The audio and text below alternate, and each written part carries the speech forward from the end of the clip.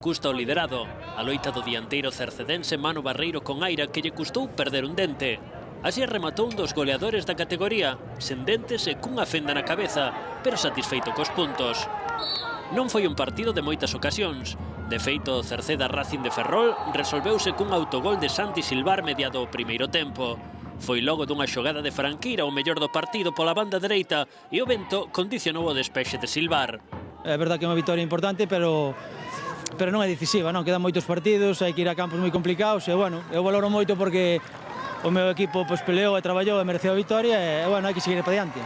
Pablo Rey tirou do Racing, pero cruzou demasiado na mellor oportunidade racinguista no primeiro tempo.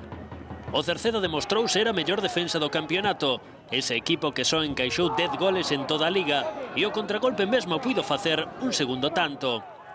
Luisito non gardou nada no treito final. Sabía que quedaba a 7 puntos mailo golaveraxe perdido co Cerceda, pero faltoulle acerto nas oportunidades das que dispuxo.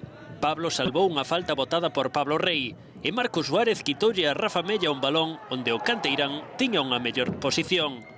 O Cerceda consolida o primeiro posto e o Racing perde terreo, paga o mal inicio da segunda volta cun punto sobre 9 posibles.